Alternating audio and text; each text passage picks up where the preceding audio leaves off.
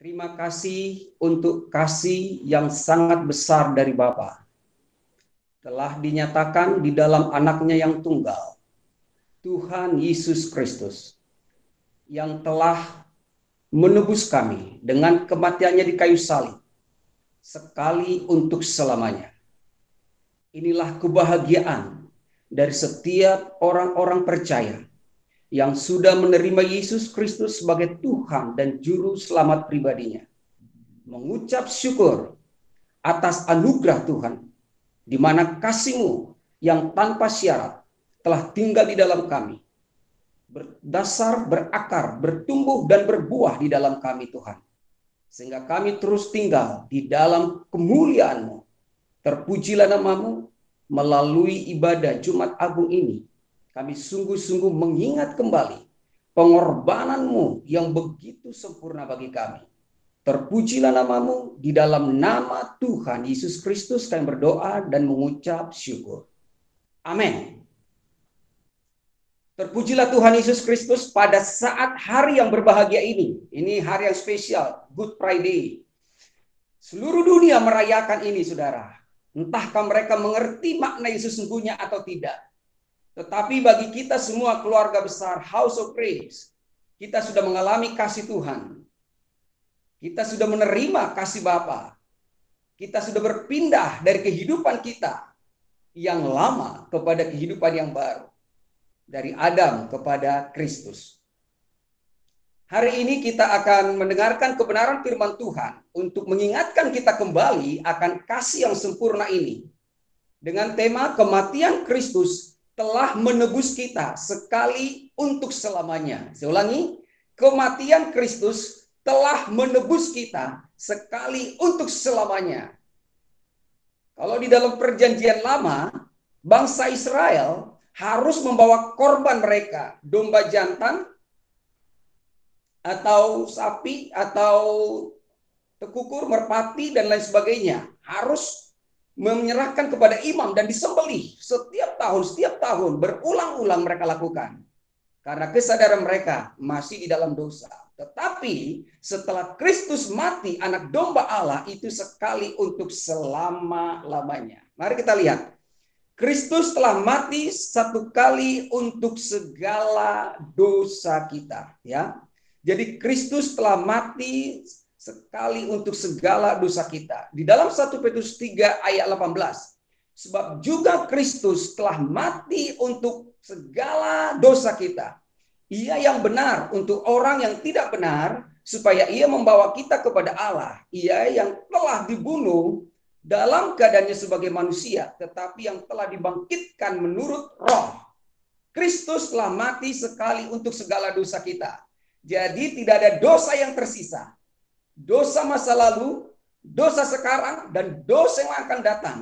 Itu sudah diselesaikan Kristus dengan kematiannya. Dan itu hanya sekali saja dilakukan oleh Yesus. Tidak berulang-ulang. Karena dosa kita diampuni bukan hanya berdasarkan pengakuan kita. Tapi dosa kita telah diampuni berdasarkan iman kita kepada Kristus. Yang telah mati untuk segala dosa kita. Kristus telah mati sekali untuk segala dosa kita. Ia yang benar untuk kita yang tidak benar. Jadi dia yang benar telah mati karena ketidakbenaran kita. Seharusnya kita yang mati, tapi kematian kita tidak akan mendapatkan hasil apa-apa, hanya berakhir kepada maut, karena itulah konsekuensi daripada dosa itu. Tetapi Yesus yang benar itu telah mati untuk kita yang tidak benar, supaya kematiannya membenarkan kita. Dan lewat kematiannya yang telah membenarkan kita, maka ia membawa kita kepada Allah. Dulu kita sudah terpisah dari Tuhan. Kita hilang kemuliaan Tuhan. Segala doa, ritual, ajaran agamawi, semua itu hanya nyangkut di awan-awan. Gak pernah sampai kepada Tuhan yang mengasihi kita. Karena sudah ada penghalang. Dosa yang merupakan pemisah antara manusia dan Tuhan. Jadi Yesus lewat kematiannya sudah membawa kita kepada Tuhan. Kita bersatu kembali. Sama seperti Adam di Taman Eden sebelum dia melakukan pelanggaran. Yesus telah dibunuh dalam keadaannya sebagai manusia. Karena dalam manusia, dia harus mengambil rupa menjadi manusia, mengosongkan dirinya yang adalah Tuhan sendiri, meninggalkan tahta kerajaan surga, supaya menjadi sama dengan kita yang sudah berdosa dan hina ini, sehingga dalam keadaannya sebagai manusia dia harus mati menggantikan kita. Dan ia telah dibangkitkan menurut roh. Ya, ia telah dibangkitkan menurut roh. Kemudian bahwa kematian Kristus terhadap dosa adalah satu kali untuk selama-lamanya. Mari kita lihat slide berikutnya. Di dalam Roma pasal 6 ayat yang ke-10. Ya, jadi kematian Kristus terhadap dosa satu kali itu selama-lamanya. Tidak ada berulang-ulang lagi. Itu clear ya. Bahagialah saudara dan banggalah saudara yang sudah memiliki Kristus. Karena penebusan itu telah dilakukan dengan sempurna satu kali saja untuk selama-lamanya. Tidak ada lagi berulang-ulang. Jadi ketika kita beribadah, ketika kita berdoa, melakukan semuanya, itu bukan untuk mendapatkan penebusan itu lagi, tapi mensyukuri penebusan yang sudah Kristus lakukan. Karena kematian Kristus terhadap dosa itu satu kali itu selama-lamanya, Roma 6 ayat 10.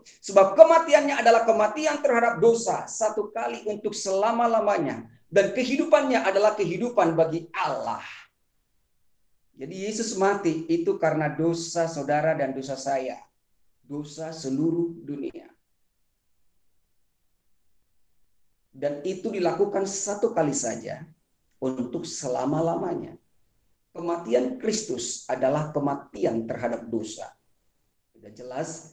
Jadi saudara tidak sedang berurusan lagi dengan dosa. Tapi kesadaran kita dibawa kepada penebusan. Bukan kepada dosa pelanggaran kita. Kesadaran kita dibawa kepada korban Kristus yang sempurna, bukan lagi kepada korban dan harga yang kita bayar yang diajarkan oleh agamawi selama ini. Dan kematian Kristus adalah satu kali itu selama-lamanya, di mana kehidupan Kristus adalah kehidupan bagi Allah. Jadi kehidupan itu adalah bagi Allah, kematian Kristus adalah untuk saudara dan saya, dan kehidupannya adalah bagi Tuhan, bagi Bapa, maka kehidupan kita yang sudah ditebus ini adalah bagi Tuhan. Jadi di dalam Kristus kita hidup bagi Allah. Yesaya 53:6, kita sekalian sesat seperti domba, masing-masing kita mengambil jalannya sendiri, tetapi Tuhan telah menimpakan kepadanya segala kejahatan kita sekalian, ya. Jadi seharusnya kita yang dihukum, kita yang harus mati, kita harus tergantung di kayu salib karena kita sudah ada di dalam kutuk karena pilihan Adam. Tetapi Tuhan sendiri yang berinisiatif untuk menimpakan seluruh kesalahan dan pelanggaran kita itu kepada Yesus Kristus supaya kita dibenarkan lewat penebusannya. Dalam selanjutnya, inilah kasih Bapa yang tertulis dalam Yohanes 3:16. Bapa telah menyerahkan Yesus untuk keselamatan kita. Bapa telah menyerahkan Yesus untuk keselamatan kita, bahkan untuk keselamatan dunia. Ini bukan untuk orang Yahudi, bukan untuk orang Kristen, tapi untuk seluruh dunia. Hanya saja, adakah mereka percaya? Yohanes 3:16 berkata, karena begitu besar kasih Allah akan dunia ini, sehingga ia telah menyerahkan, mengaruniakan anaknya yang tunggal, supaya setiap orang yang percaya kepadanya tidak binasa, melainkan beroleh hidup yang kekal. Karena begitu besar kasih Allah akan dunia ini buktinya bahwa Tuhan sangat mengasihi dunia, seluruh manusia yang ada di muka bumi ini, karena semua manusia telah berbuat dosa dan hilang kemuliaan Tuhan itu sendiri. Tapi Tuhan mengasihi manusia yang berdosa ini dengan cara, dengan bukti Dia telah mengaruniakan Yesus anaknya yang tunggal itu datang ke dunia ini untuk mati di kayu salib, mencurahkan darahnya supaya Dia bisa menebus dan menguduskan kita. Allah menyelamatkan manusia hanya melalui korban Kristus. Tidak ada yang lain. Tidak ada melalui siapapun dan melalui apapun. Siapapun dan apapun tidak ada yang bisa menyelamatkan kita. Tidak ada yang bisa membawa kita kepada Tuhan. Hanya melalui korban Kristus. Dan setiap orang yang percaya tidak binasa melainkan beroleh hidup yang kekal. Jadi masalahnya adalah percaya atau tidak. Percaya, menerima, maka dia tidak akan binasa, melainkan beroleh hidup yang kekal. Inilah kabar baiknya. Hanya percaya, menerima, maka dia beroleh hidup yang kekal. Yesus adalah jalan, kebenaran, dan hidup. Minggu yang lalu sudah disampaikan sama Pastor Maria dengan sangat jelas sekali. Yesus adalah jalan, kebenaran, dan hidup. Yesus adalah jalan, kebenaran, dan hidup. Dialah pohon kehidupan itu. Tetapi manusia telah berdosa karena memakan dari buah pengetahuan tentang pohon yang baik dan yang jahat itu. Di dalam Adam kita telah berada di jalan yang sesat. Bukan di jalan yang benar lagi. Sudah tersesat. Kita sekalian sesat seperti domba. Dikatakan dalam Yesaya tadi. Kita semua sesat.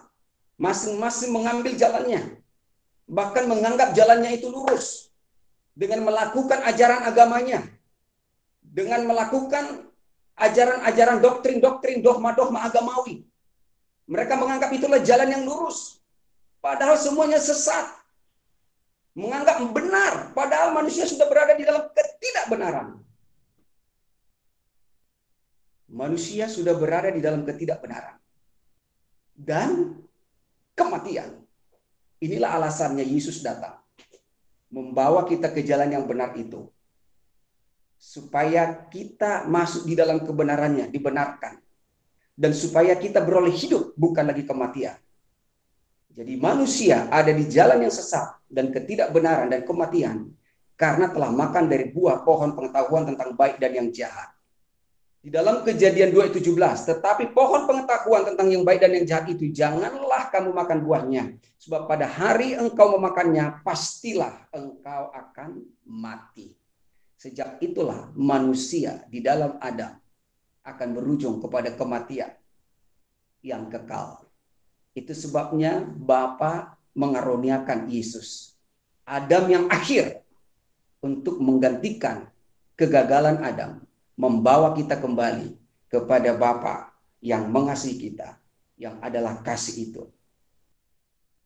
Supaya kita tidak tertuduh atas pelanggaran, atas dosa yang kita warisi dari Adam, yaitu di mana kita sudah berada dalam sesat dan ketidakbenaran serta kematian, maka Yesus melakukan hal ini di kayu salib, di mana Kristus telah mengampuni segala pelanggaran kita.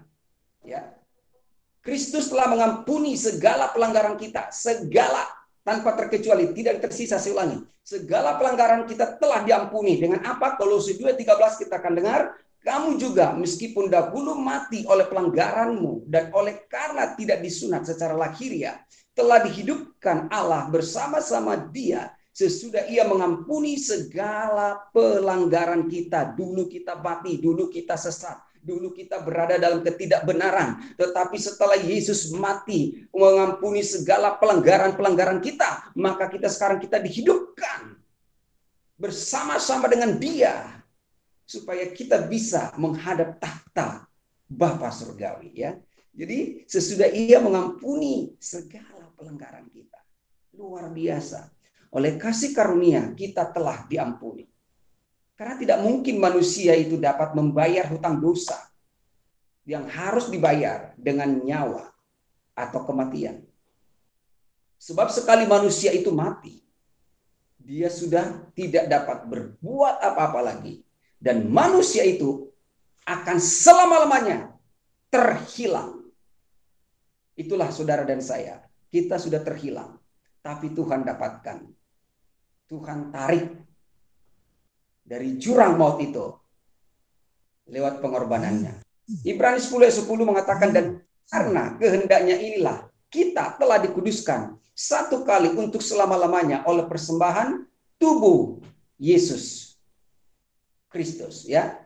Jadi kita telah dikuduskan satu kali untuk selama-lamanya. Karena Yesus sudah mengampuni segala pelanggaran kita, itu ditegaskan lagi lewat Ibrani 10:10 bahwa kita ini juga telah dikuduskan satu kali untuk selama-lamanya. Ya. Jadi pengudusan yang dilakukan Yesus itu sempurna. Satu kali saja. Ketika kita percaya, maka kekudusan itu sudah menjadi milik kita. Dan tidak ada yang bisa kita lakukan untuk menguduskan diri kita. Karena Yesus yang telah melakukan. Lewat apa? Lewat persembahan tubuhnya sendiri.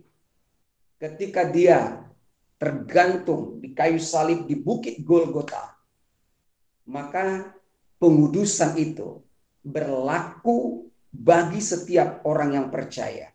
Sehingga tidak ada lagi korban yang kita butuhkan untuk menyempurnakan pengudusan kita, untuk menyempurnakan pengampunan bagi segala pelanggaran kita. Karena Kristus itu adalah korban yang sempurna. Dialah korban yang sempurna, tidak ditambah, tidak dikurang. Luar biasa. Yesus mengampuni segala pelanggaran kita dan sekaligus Dia telah menguduskan kita satu kali untuk selama-lamanya. Kita lihat berikutnya bahwa Kristus telah menghapus surat hutang kita. Jadi dosa itu adalah merupakan hutang kita. Akibat dosa itu kita berhutang nyawa.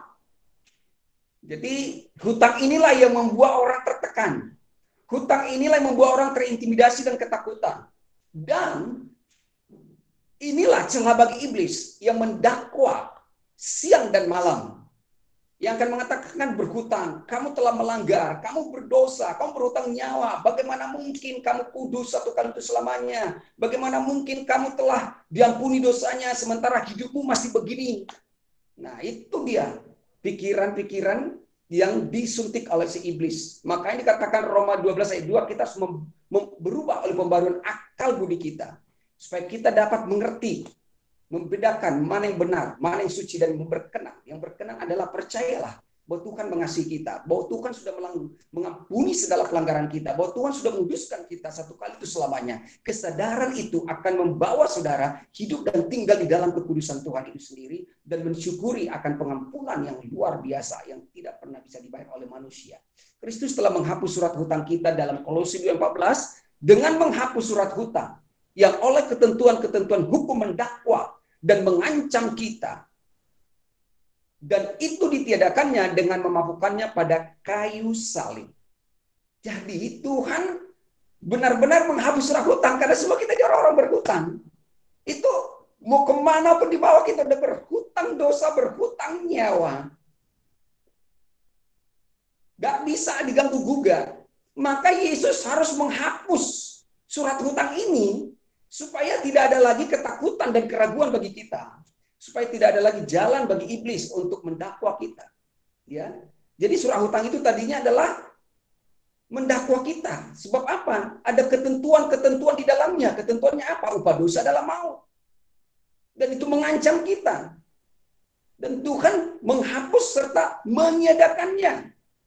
Sudah dipakukan di kayu salib. Jadi bukan hanya tangan dan kaki Yesus dipakukan. Tapi itu adalah surat hutang kita. Karena terkutuklah orang yang tergantung di kayu salib. Dan itu semua sudah ditanggung oleh Yesus. Hutang kita apa? Hutang kita adalah dosa. Kita berhutang nyawa. Dan dalam Kejadian 2:17, tadi sudah kita baca, tapi saya ulangi lagi. Tetapi pohon pengetahuan tentang yang baik dan yang jahat itu janganlah kau makan buahnya, sebab pada hari yang kau makannya pastilah kau mati. Kita harus mati, itu konsekuensinya. Tidak ada jalan lain, harus mati. Adam mencoba membuat pakaiannya dari daun ara. Adam mencoba bersembunyi di balik pohon itu, tapi tidak menjadi jalan keluar. Bangsa Israel persembahkan korban demi korban, tapi tidak bisa menjawab apa yang menjadi permasalahan. Tidak bisa membayar surat hutang kita yang tidak bisa melunaskan, menghapuskan itu. Jadi sudah ada dari awal. Kita sudah orang-orang yang berhutang. Maka di dalam Roma 6 ayat 23, sebab upah dosa ialah maut, tetapi karunia Allah adalah hidup yang kekal dalam Kristus Yesus Tuhan kita. Jadi kita berhutang nyawa. Upah dosa itu maut. Karena kita berhutang nyawa, maka hutang nyawa itu harus dibayar secara dengan lunas, dengan nyawa juga. Ya. Jadi nyawa harus dibayar dengan nyawa. Itu sebabnya Yesus menyerahkan nyawanya. Di kayu salib berkata, kepadamu kuserahkan nyawaku. Ya, jadi ketika Yesus menyerahkan nyawanya, Dia telah membayar kita secara lunas hutang nyawa itu, sehingga kematian bukanlah menjadi bagian kita, tapi kehidupan dan kehidupan yang kekal. Kita lihat berikutnya.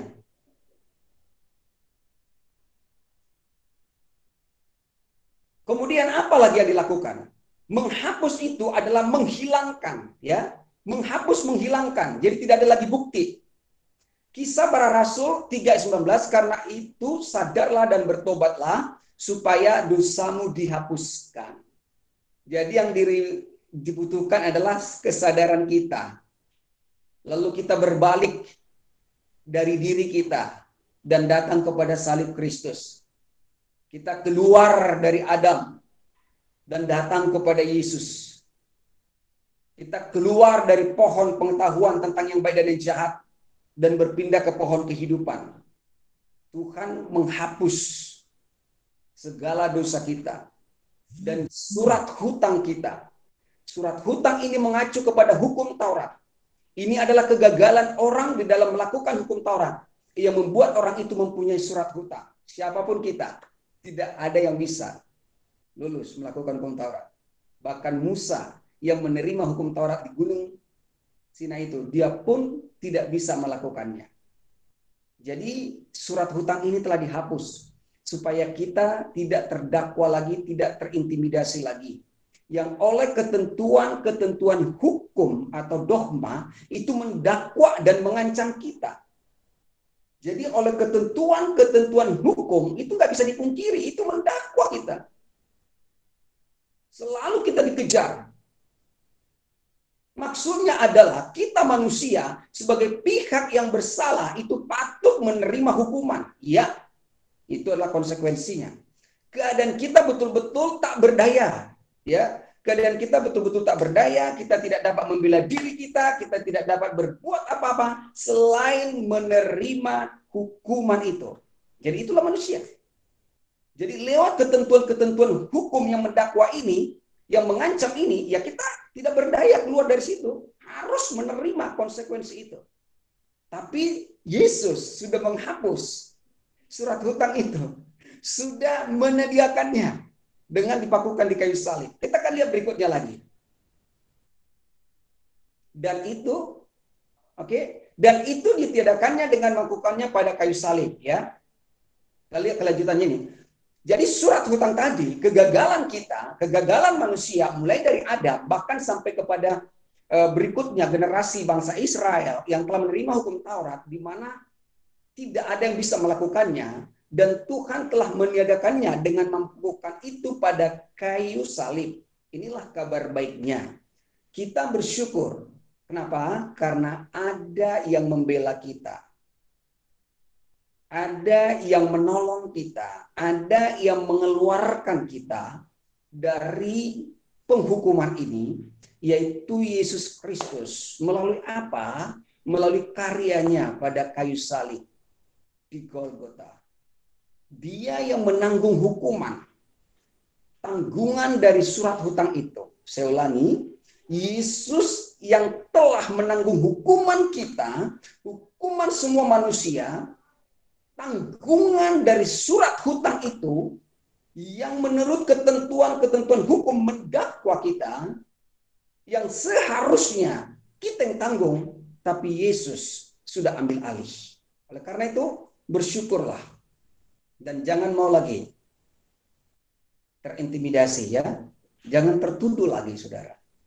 Mari terus mengalami kasih Tuhan dalam hidup kita. Karena di dalam kasih tidak ada ketakutan. Barang siapa takut, dia tidak sempurna di dalam kasih. Makanya, mari alami kasih Bapa. Inilah bukti kasih yang terbesar. Lewat karya Yesus Kristus menebus kita. Di dalam perjanjian lama, pengampunan ditipologikan dengan korban darah binatang. Ya. Jadi, bangsa Israel semua berkorban itu setiap tahun kepada imam, lalu diperiksa. Kalau korbannya ini tidak bercacat, maka disembelih. Dengan orang berdosa ini harus tumpah tangan dulu untuk memindahkan pelanggarannya, dosanya kepada korbannya tersebut. Tapi kan setelah itu kembali lagi, berdosa lagi dan berdosa lagi. Ya. Maka di dalam perjanjian lama itu hanya tipologi. Sementara pada perjanjian baru dinyatakan dengan korban darah Yesus, yaitu anak domba Allah. Lihatlah anak domba Allah yang menghapus dosa dunia. Jadi hanya darah Yesus yang telah menghapus dosa dunia. Jadi anak domba Allah menjadi korban pengganti hukuman atas dosa-dosa kita. Dalam hal ini, surat hutang kita, ya. Dalam hal ini, surat hutang kita dihapus dan ditiadakan oleh Kristus. Kita ingat itu, saudara. Surat hutang kita telah dihapus dan ditiadakan. Jadi barang bukti tidak ada lagi. Tidak bisa lagi dibawa ke TKP, ya. Tidak ada lagi barang bukti. Luar biasa, itu kasih Tuhan bagi kita. Surat hutang dihapus dan ditiadakan oleh Kristus. Itu legalitasnya sangat sah 1000%. Maju terus mengalami kasih Tuhan, ya. Mari kita lihat selanjutnya. Yesus Kristus dengan kematiannya di kayu salib, apa yang dia lakukan? Yesus Kristus dengan kematiannya di kayu salib telah menggenapi seluruh atau menggenapi secara penuh hukum Taurat, surat hutang. Semakin jelas, surat hutang saudara dan saya adalah hukum Taurat itu sendiri. Jadi Yesus Kristus telah dengan kematiannya di kayu salib telah menggenapi secara penuh, selesai, full hukum Taurat surat hutang. Dan ia dengan kematiannya memenuhi Taurat dan mengakhiri Taurat itu sendiri. Saya ulangi, ya. Jadi dengan kematian Yesus, dia bukan hanya menghapus surat hutang. Sebelum dia hapus surat hutang itu, supaya tidak ada lagi yang mendakwa, maka dia harus memenuhi dulu. Memenuhi seluruh hukum Taurat itu. Dia harus memenuhi, dia harus menggenapi, dia harus melakukan. Dan setelah itu selesai dipenuhi, digenapi, maka diakhiri sekaligus. Ya, jadi kematiannya telah memenuhi hukum Taurat dan mengakhiri hukum Taurat itu sendiri. Sudah diakhiri. Jangan kembali lagi ke sana.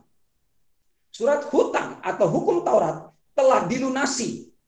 Ya, telah dilunasi dengan kematiannya melalui darahnya yang tercurah di kayu salib. Maka dengan lunasnya surat hutang itu, dengan sendirinya menjadikan surat hutang atau hukum Taurat menjadi batal. Ya. Hukum Taurat menjadi batal. Jangan salah menafsirkan, ya. Batal itu karena sudah digenapi, karena sudah dilakukan, sudah diakhiri, sudah dibayar. Jadi dikatakan surat hutang saudara itu sudah dibatalkan, sudah dihapus, sudah ditiadakan dengan memakukannya pada kayu salib. Sehingga dikatakan dalam Efesus 2 ayat 15, sebab dengan matinya sebagai manusia, ya, siapa ini? Yesus. Sebab dengan matinya sebagai manusia, ia telah membatalkan hukum Taurat. Ia telah membatalkan hukum Taurat dengan segala perintah dan ketentuannya. Jadi, ketentuan-ketentuan yang mendakwa tadi sudah dibatalkan. Sudah dibatalkan dengan segala perintah yang ada di dalamnya. Dan ketentuan-ketentuannya. Untuk menciptakan keduanya menjadi satu manusia baru di dalam dirinya. Dan dengan itu mengadakan damai sejahtera. Jadi kita yang gagal di dalam hukum Taurat ini yang berhutang. Maka kita sekarang sudah diciptakan menjadi manusia baru dalam Kristus Yesus. Yang intinya kita mengalami damai sejahtera karena kita tinggal di dalam kasih Tuhan. Karena inti dari hukum Taurat itu sendiri adalah kasih. Ketika dikatakan hormatilah ayah dan ibumu berarti mengasihi. Jangan membunuh berarti karena kita mengasihi nggak mungkin membunuh. Jangan berdusta karena kita mengasihi nggak mungkin berdusta. Jangan mengingini milik sesamamu karena kita mengasihi dia nggak mungkin pagar makan tanaman. Jangan ada Allah lain. Kita tidak mengandalkan siapa-siapapun karena kita mengasihi Tuhan dan kasih Tuhan telah tinggal dalam kita. Sehingga kita mengasihi karena Tuhan terlebih dahulu mengasihi kita. Lewat apa? Lewat karyanya di kayu salib. Tuntas, sudah dibayar dengan lunas. Batal. Jadi jangan lagi mau digiring oleh pengkhotbah-pengkhotbah agamawi. Di mana saudara harus bayar harga, harus melakukan ritual-ritual agamawi. Tidak. Bukan pula saudara dan saya kebablasan. No, justru kita sudah menjadi ciptaan baru. Hidup kita bukan kita lagi, melainkan Kristus yang hidup di dalam kita. Jadi, baik hidup maupun mati, kita adalah milik Tuhan. Ya, kita bersyukur kepada Tuhan yang luar biasa. Apalagi yang dilakukan Kristus lewat kematiannya yang begitu sempurna ini menurut saudara dan saya. Kristus telah melucuti pemerintah-pemerintah dan penguasa-penguasa. Ya, ini yang menipu si Adam dan Hawa di Taman Eden. Biang keroknya ini juga harus diselesaikan supaya tidak mempengaruhi lagi kita ya. Jadi Kristus telah melucuti pemerintah-pemerintah dan penguasa-penguasa si iblis. Roh-roh jahat sudah dilucuti dengan lunasnya surat hutang itu ya, di mana hukum Taurat sudah dibayar Tuhan. Dengan lunasnya surat hutang itu, ia telah melucuti pemerintah-pemerintah dan penguasa-penguasa. Ini mengacu kepada iblis. Jadi bukan sekedar hanya dosa yang diselesaikan Tuhan. Sebenarnya semua udah selesai, ya. Termasuk iblis yang menipu Adam dan Hawa di Taman Eden itu. Itu pun sudah dilucuti. Yohanes 6:21 akan penghakiman karena penguasa dunia ini telah dihukum. Jadi kesadaran kita bukan lagi kepada roh-roh jahat, kepada pekerjaan iblis sudah tidak ada sengatnya bagi kita yang percaya dalam Kristus. Karena roh yang ada pada kita lebih besar dari roh apapun dalam dunia ini. Jadi jangan berkecimpung berputar-putar hanya di dalam doa peperangan melawan iblis. Karena iblis bukan lawan kita, sebenarnya dia sudah ditaklukkan di dalam nama Yesus. Ya. Kata melucuti di sini berarti mengalahkan. Mengalahkan, membuat tidak berdaya. Yang adalah penggenapan dari nubuat sejak semula dalam Kejadian 3 ayat 15. Ini sudah dinubuatkan bahwa iblis ini harus dikalahkan. Iblis yang menjatuhkan Adam dan Hawa ini harus dikalahkan. Tapi itu butuh proses penggenapan nubuatan dari para nabi-nabi. Bahkan itu perkataan Tuhan sendiri. Di dalam Kejadian 3:15 apa katanya? Aku akan mengadakan permusuhan antara engkau dan perempuan ini. Perempuan itu adalah Hawa dan engkau adalah si iblis, antara keturunanmu dan keturunannya. Ya, jadi keturunan perempuan ini mengacu kepada Yesus. Karena itu hanya tunggal, ya.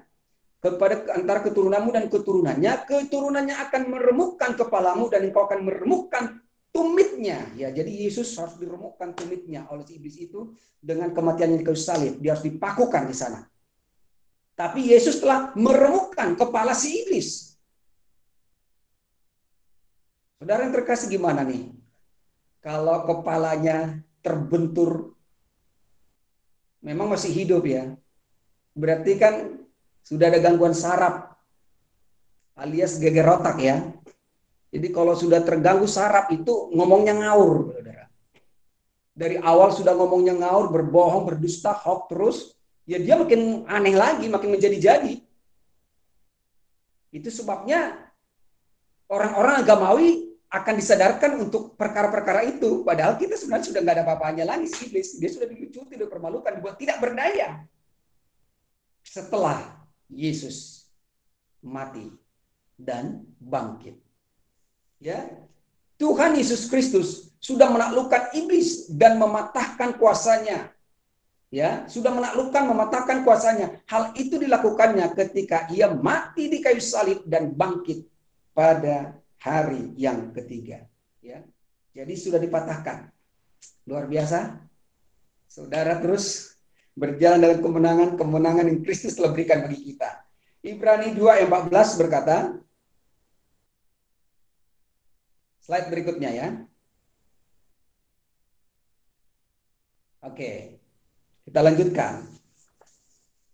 Oke, ya, karena anak-anak itu adalah anak-anak dari darah dan daging, maka ia juga menjadi sama dengan mereka dan mendapat bagian dalam keadaan mereka, supaya oleh kematiannya ia memusnahkan dia, yaitu iblis yang berkuasa atas maut. Ketakutan manusia terbesar adalah maut, karena hutang terbesar kita adalah nyawa. Tapi maut itu sudah dimusnahkan. Ada kata musnah lagi, saudara ya. Sudah dimusnahkan. Saya geram nih sama iblisnya. Udah dimusnahkan. Jadi jangan mau lagi dipengaruhi oleh pikiran-pikiran seperti itu. Ya, saudara sudah menang. Mengalami kasih Tuhan. Menjadikan mereka tontonan umum dalam kemenangannya atas mereka. Jadi dibuat tontonan umum, itu benar-benar dipermalukan itu iblis. Kekalahan iblis dan roh-roh jahat dipertontonkan kepada semua makhluk. Wow, kalau dibuat filmnya saudara ya, itu pasti amazing ya.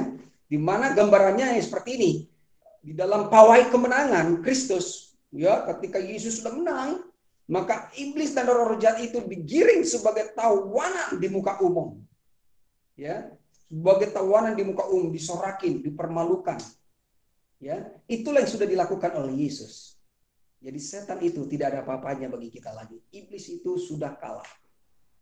Saudara, tinggal kesadarannya hanya satu, kepada kasih Bapa, kepada pengorbanan Kristus, dan hidup di dalam kasih itu sendiri.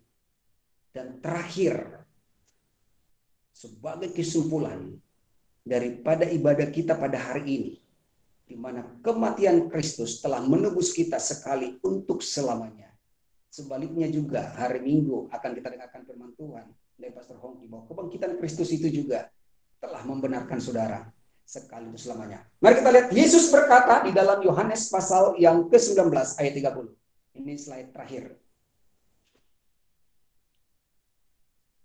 Ya, Yesus berkata, sudah selesai. Tetelestai. Haleluya. Tuhan Yesus Kristus telah melunasi surat hutang, yaitu hukum Taurat, secara sempurna.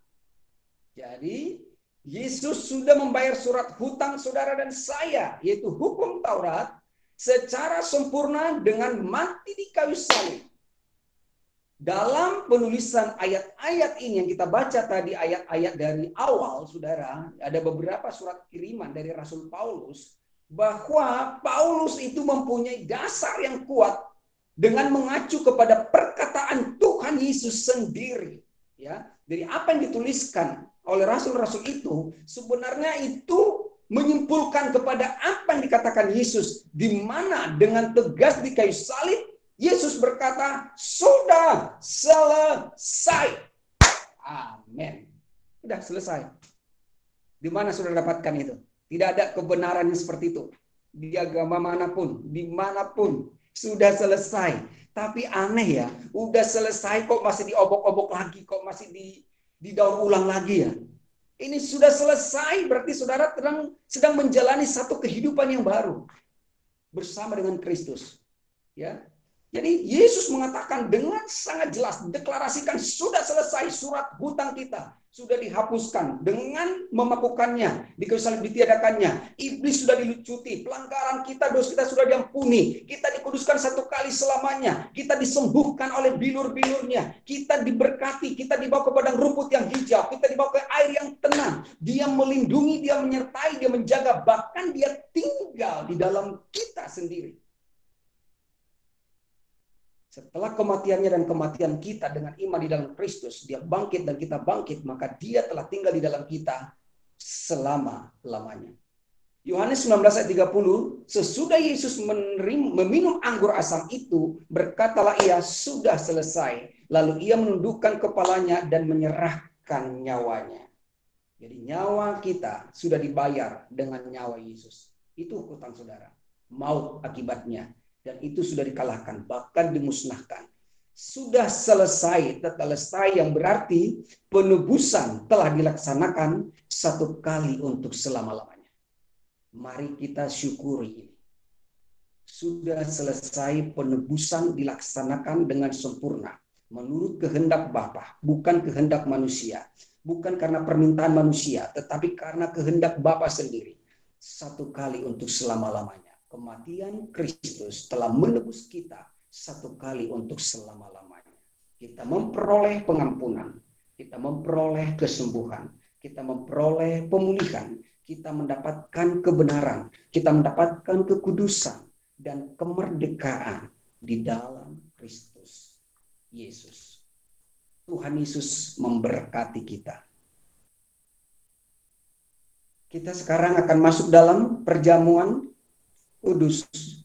Mari Bapak Ibu, Saudara, sediakan. Tentu saudara sudah menyiapkan roti dan anggur. Ya, kita berdoa dulu. Terima kasih Tuhan Yesus untuk kebenaran firman-Mu yang sudah kami dengarkan. Bahwa kematian Kristus telah menebus kami sekali untuk selamanya. Sungguh dahsyat dan luar biasa. Engkau membayar harga yang sangat mahal untuk hutang dosa dan nyawa kami dengan nyawa-Mu sendiri. Sekarang kami telah dimerdekakan. Bahkan Engkau telah membayar surat hutang kami, yaitu hukum Taurat, yang mendakwa kami dengan segala hukum dan ketentuan-ketentuannya. Tetapi Engkau sudah menyediakan itu dengan memakukannya di kayu salib. Kami bersyukur untuk pengorbanan-Mu di dalam nama Yesus. Darah-Mu telah menguduskan kami satu kali untuk selamanya. Itu sebabnya sekarang, sebagai tanda kami mengingat akan karya sempurna dari Bapa di dalam Anak-Nya yang tunggal Yesus Kristus, kami akan menerima tubuh dan darah-Mu dalam nama Yesus. Saudara, mari pegang roti yang sudah saudara siapkan dan dengarkanlah firman Tuhan di dalam 1 Korintus 11 ayat 23. Sebab apa yang telah kuteruskan kepadamu telah aku terima dari Tuhan, yaitu bahwa Tuhan Yesus pada malam waktu diserahkan mengambil roti, dan sesudah itu ia mengucap syukur atasnya. Ia memecah-mecahkannya dan berkata, inilah tubuhku yang diserahkan bagi kamu, perbuatlah ini menjadi peringatan akan aku. Mari kita terima dengan ucapan syukur dalam nama Yesus. Inilah tandanya Tuhan bahwa kami sangat mengingat akan pengorbanan-Mu. Oleh persembahan tubuh-Mu, kami telah dikuduskan satu kali untuk selamanya.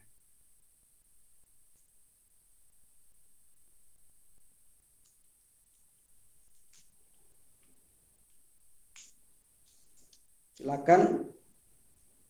Kita akan dengarkan lagi firman Tuhan. Demikian juga ia mengambil cawan sesudah makan, lalu berkata, cawan ini adalah perjanjian baru yang dimeteraikan oleh darahku. Perbuatlah ini setiap kali kamu meminumnya menjadi peringatan akan aku. Sebab setiap kali kau makan roti ini dan minum cawan ini, kamu memberitakan kematian Tuhan sampai ia datang. Ini bukan untuk mengingat dosa kita, tapi untuk mengingat pengampunan, penebusan, dan kasih Bapa yang sudah dinyatakan bagi kita. Terimalah dengan ucapan syukur dalam nama Yesus.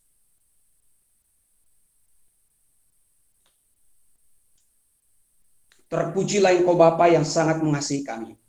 Kami telah menyatu dengan Engkau. Engkau di dalam kami dan kami di dalam-Mu. Manunggal dengan Yesus hari ini, besok, sampai selama-lamanya. Di dalam nama Yesus kami telah diberkati oleh kebenaran-Mu Tuhan. Lewat kasih-Mu yang sempurna, kami terus bertumbuh, berdasar, berakar, berbuah di dalam kasih-Mu. Hanya di dalam nama Yesus, semua keluarga besar House of Grace telah dikasihi Tuhan dan diberkati Tuhan. Dalam nama Yesus kami berdoa. Amin.